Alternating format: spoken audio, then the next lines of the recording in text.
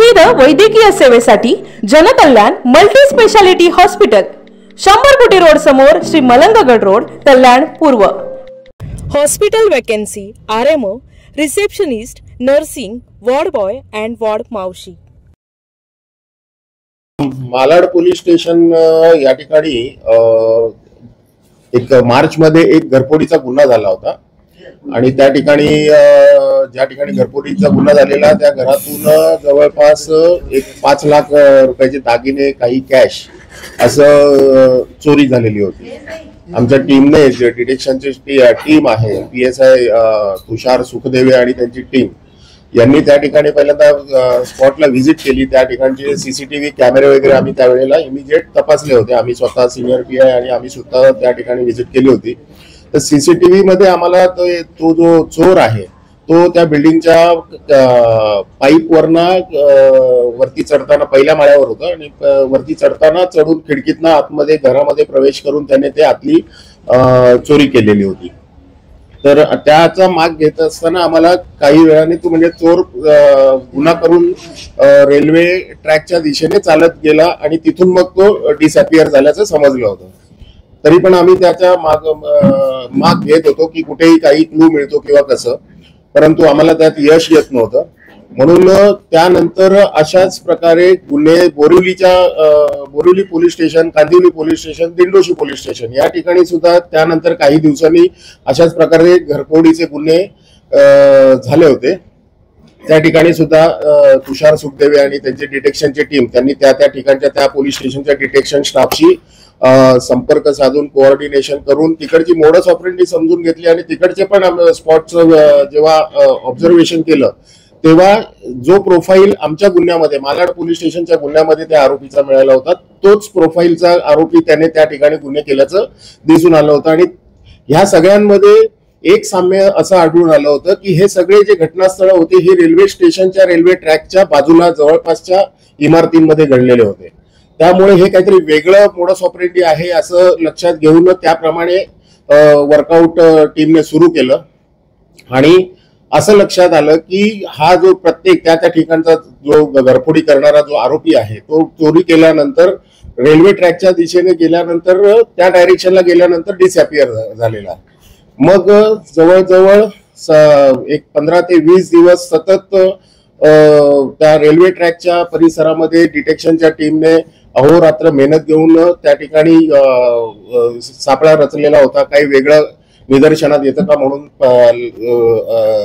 तपास करण्याचा प्रयत्न केलेला असता एक दिवस 17 मेच्या सुमारास एक संशयित इसम त्या ठिकाणी त्याच्या हालचाली आढळून आल्या आणि मग त्याचं आणि ते प्रोफाईल जे CCTV मधलं प्रोफाईल आणि त्या माणसाचं प्रोफाईल मॅच होताना जवळपास सारखं असल्याचं दिसल्यामुळे आमचा संशय बळावला आणि त्याप्रमाणे त्याच्यावर मग पाळत ठेवण्यात आली।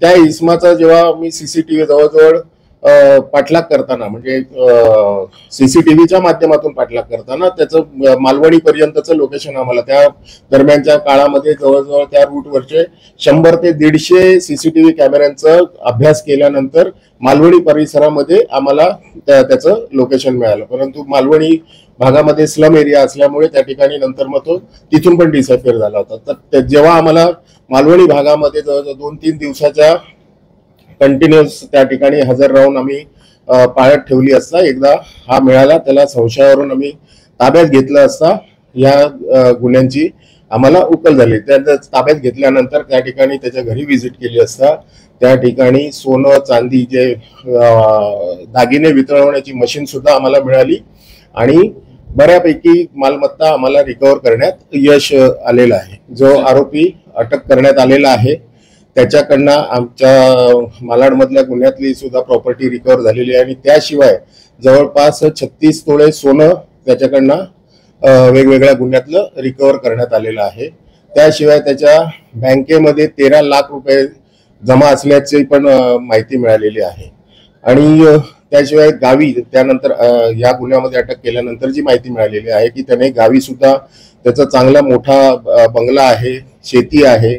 शेतीसाठी आणखी शेती घेण्यासाठी या गुन्ह्यातनं प्राप्त केलेली पैसे त्या ठिकाणी त्याने जवळजवळ 10 लाख रुपये आणखी शेती घेण्यासाठी बयाना म्हणून गावी बिहारचा आहे त्या ठिकाणी दिलेली आहे आणि मालवणी परिसरामध्ये घर घेण्यासाठी सुद्धा ऍडव्हान्स म्हणून 6 लाख रुपये त्याने दिलेला आहे. एवढ्या मालमत्तेचा आतापर्यंत आम्हाला शोध लागलेला आहे आणि अधिक तपास सुरू आहे.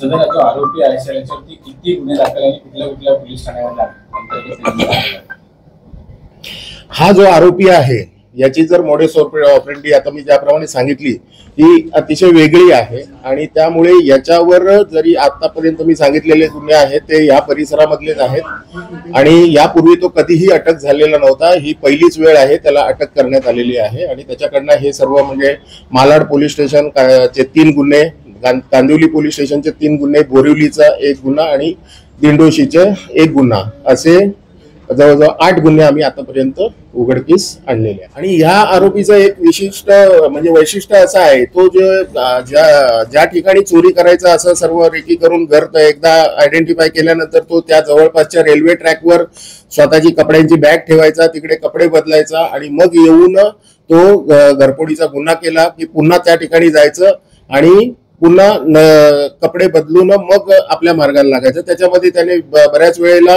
महिलांचा वेश सुद्धा परिधान केलेला आहे, बुरखा घातलेला आहे किंवा पंजाबी ड्रेस, परंतु ओढणी चेहरा झाकेल अशा पद्धतीने ओढणी घेऊन त्या ठिकाणाहून तो पुढे प्रवास करायचा. त्यामुळे कोणालाही संशय आणि असं येत नव्हता. रेल्वे स्टेशन परिसरात एखादा माणूस बॅग किंवा एखादी स्त्री बॅग घेऊन निघाली तर प्रवासी वाटायचं, त्यामुळे कोणाला त्याच्यावर संशय येत नव्हता.